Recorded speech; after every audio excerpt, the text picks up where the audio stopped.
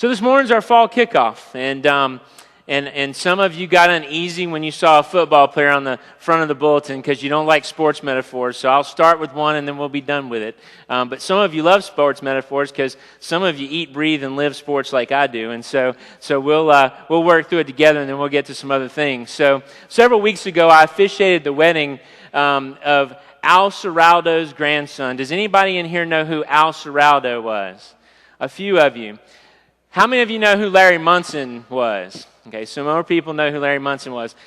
Al Seraldo was Georgia Tech's Larry Munson, or as we like to say at Georgia Tech, Larry Munson was Georgia's Al Seraldo. Larry Munson, just popularized all kind of phrases, and with all due respect to my beloved Tennessee friends in the house, probably the most well-known of Munson's calls was, "We stomped on their face with a hobnail boot." I don't know if you've heard or remember that call. Al Seraldo, over time, coined a couple of terms. And the one that Georgia Tech fans know near and far was to begin every single football game, Al Seraldo, as he was calling the kickoff, would say, "And toe meets leather." Never has there been a football game that has started, and under what we consider the modern rules, did a football game not begin with a kickoff, a player's toe meeting the leather of a football. It's a legendary call.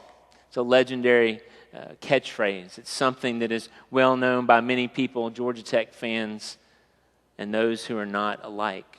But every single game begins that way. Toe meeting leather. And the past couple of weeks as college football has kicked off, we once again are reminded that football is the South's second religion.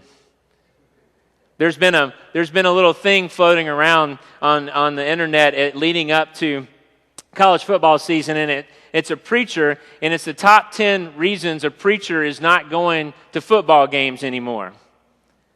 And what it does is kind of parallel some of the excuses some folks make about not coming to church. Well, it's hard to get in there. I can never find a place to park. My mentor, Don Harp, it's his birthday today. It's my father-in-law's birthday today. It's my brother-in-law's birthday today, so it's a big day in our family. But when people would fuss about having to walk to church and having to park a couple blocks away, he would remind people how far we walk to get to a sporting event. If you've been to a sporting event recently, at any team who is any good, then you've probably walked more than a few blocks to get from your car to the stadium or the field. Sports is something that just kind of takes over our culture and our society. But the point this morning is to think about the beginning of a football game. It starts with a kickoff.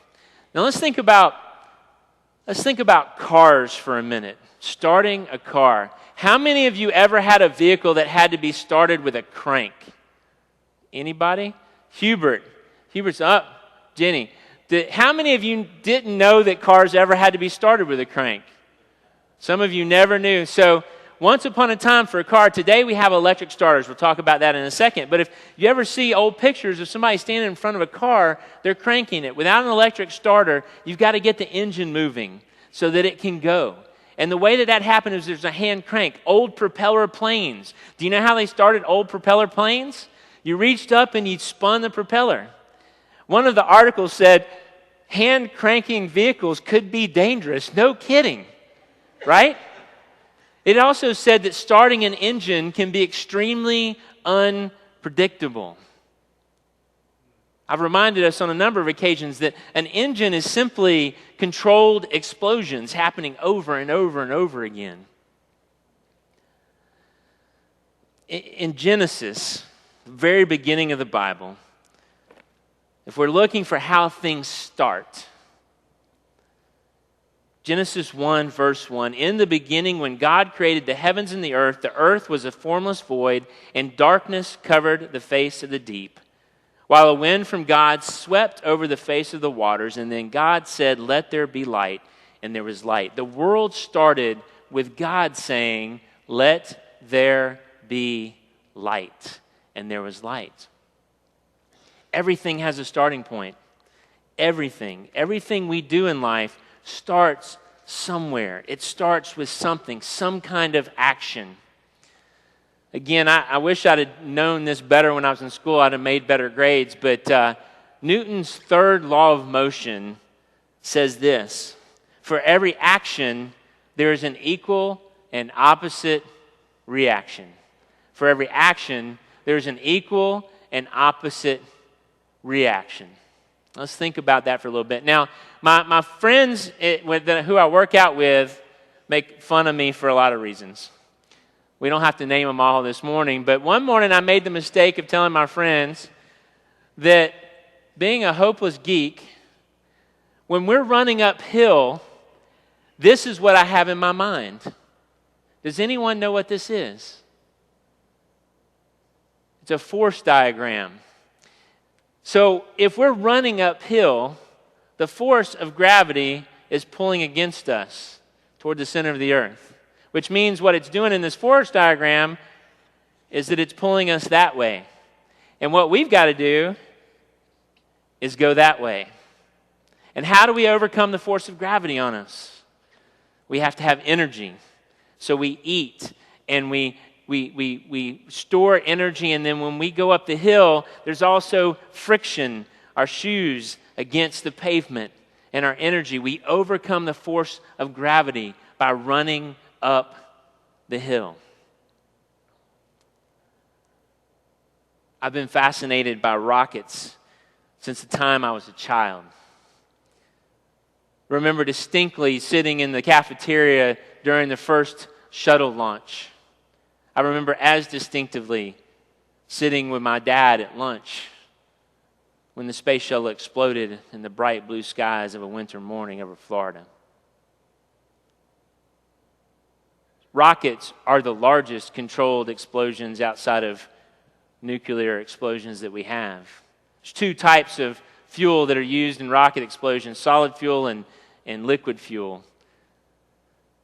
Solid fuel, it needs a spark and then it just starts burning. Liquid fuel either needs a spark or two different types of chemicals that come together, and that chemical reaction actually sparks itself and creates this explosion. Now, most people think that a rocket works because it's pushing against the air, but in space there is no air, yet rockets are able to work. It's Newton's third law. It's for every action there's an equal and opposite reaction. As the fuel pushes one way, it pushes the rocket the other. But here's the problem. You have to reach something called escape velocity to overcome. When I'm trying to overcome the gravitational pull of the earth, all I've got to overcome is my mass, which is larger than it should be, but I can overcome that mass. The escape velocity to overcome Earth's gravitational pull, to be able to get into orbit, is 25,000 miles per hour. So a vehicle that wants to escape Earth's atmosphere, to escape the pull of gravity, to reach orbit, must reach 25,000 miles per hour. But rocket scientists, we always say it's not rocket science until it's rocket science, right? Rocket scientists will talk about the endless cycle. Here's the problem.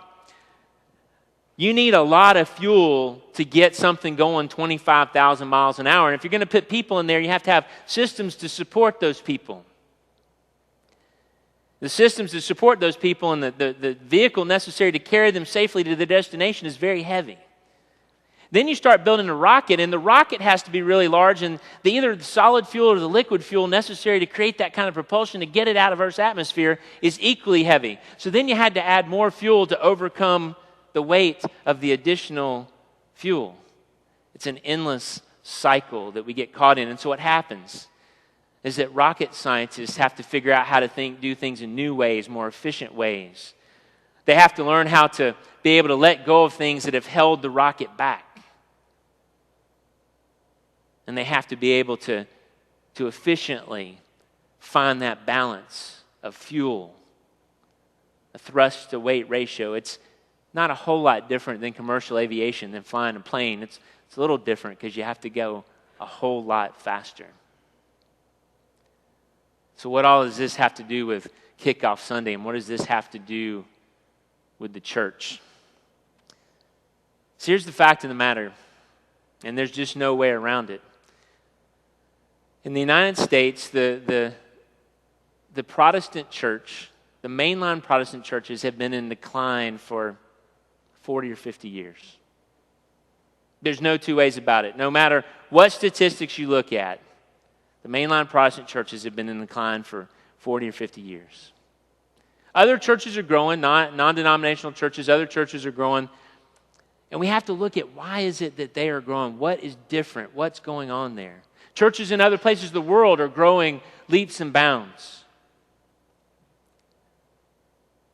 Part of what happens to the church is that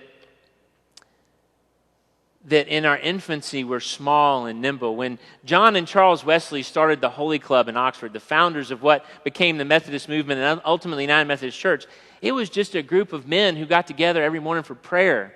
They would get together to serve the poor. They would go to the debtor's prison and minister to those who were there. They spent time with widows and orphans. They spent time encouraging and holding one another up.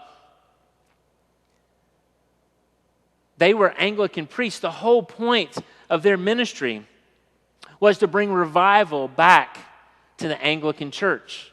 That was the whole point and whole purpose of what became known as the Methodists. You've heard this before, but if you're new and this is your first time, you need to understand that when people were first called Methodist, it was not a good thing. It's like when my family starts chanting OCD when I have to get something straight at the house and have to get all my bills just in the right direction in my wallet. This was a group of people who came across as pious and self-righteous and better than everybody else. And so the others around campus began to call them the Methodists. Oh, the Methodists are coming. But something funny happened was John Wesley decided, you know what? For years, we've done it exactly the way we're supposed to do it. And there's so much story in here. And I've taught and preached on this some. And I'm going to teach and preach on it some more. But just believe me when I tell you that there are a lot that goes into this. But suddenly, John Wesley no longer felt compelled to stay within the bounds of the church. His phrase was, "The world is my parish." And what John Wesley decided was, instead of staying in the local church, the local pulpit where he had been assigned to preach, he would go out and preach wherever people were. And what we're learning as a church is that the church in the year 2015, the churches that are growing and are more vibrant, it is because they are taking to the church to where the people are. Now, let me be clear. The church, the message is not changing. The gospel is not changing. Jesus is still Jesus. Jesus is still the Son of God. Jesus is still who we turn to for salvation and for guidance. But the way we share the message has changed. Some of you had no idea that once upon a time, to get a vehicle going in the morning, you had to go out and crank it. Children born today will never know that once upon a time you had to put a key in an ignition and turn it. Because the last few cars are being made with keys. The rest of them have a start button that you push. Became a great source of consternation for our family when we bought my mother's last car and we had to search for a car that had a key. Because she's enough of a recidivist that to have a car with a push button she wasn't going to have. So her car needs to last her for another 30 years because I've told her that I don't think they're going to make any more cars with keys. But the fact of the matter is a car still gets us from A to B. It just does so slightly differently. The same laws that governed a car when Henry Ford still first rolled one off a manufacturing line still guide today, just differently, hopefully more efficiently. Hopefully our children and grandchildren may never remember a day when you had to pull up to a gas station and fill up a car. Maybe you just plug it in, or maybe solar panels, or who knows. Things change, the world changes, And if the church is going to remain relevant, it must change. And it all begins with starting something new. Now, here's the thing. I don't know what that is all the time. But I can tell you that, again, the churches that are most successful these days, they start lots of new things. And what they're not afraid of, because one of the things that we have to overcome, one of those things that has to be overcome, if we talk about escape velocity, let's talk about that in terms the church can understand. What is weighting us down? What must be overcome? And we've talked about this before. One of the biggest things that weighs us down individually and collectively is fear. We're afraid of the unknown. We find comfort in those things which we've always done. In most churches that die, their tombstone reads, "We never did it that way before." Promise you that. The churches that thrive find ways to do things differently, to reach a new generation. And when I talk churches, I mean local congregations and denominations. Here's what happens. You have a small movement that starts off in Oxford, England, and it grows. And the charismatic founder of that movement goes and preaches to thousands of people in the English countryside. And then suddenly you start building these Methodist preaching houses where lay people and Anglican priests go and they preach and then encourage people to go back into the Anglican church. And then you have a whole group of people seeking religious freedom who go to another land far away, and they begin to colonize that land. And that movement sends missionaries to that new land, and suddenly they realize they need some infrastructure. They need to be able to reach those people as they move westward across this new land. They go and they visit, and eventually what happens is that a church is born. And when a church is born, you need some structure, you need some administration, you need some people who are watching over things. And eventually what happens is that infrastructure and bureaucracy gets to the point where it takes a lot of inertia to overcome it. And it's not just in the church. You see it in the life cycle of so many organizations. The balance between creating a structure necessary to do the mission and ministry of the church, but yet remaining nimble enough and vital enough to make a difference in the world. God created the world by saying, "Let there be light." We think about starting something new. In Psalm 111, verse 10, I was looking for places where the Bible talked about what it's like to begin. Psalm 111, verse 10, "The fear of the Lord is the beginning of wisdom. All those who practice it have good understanding." The fear here is not a fear, it's a respect. It's a healthy respect for who God is and what God teaches us, who we are in relation to God. The wisdom that we need as the church today is, what must we do to reach beyond the walls of the church to welcome a new generation into the mission and ministry of the church? And I will tell you, in larger and larger numbers, that's happening in so many different places. Non-traditional settings. You know what's fascinating, though, is that so often what happens is that we get couples who are in some of those non-traditional settings. And it's time to get married, and if they're not getting married outside, they want to get married someplace like this.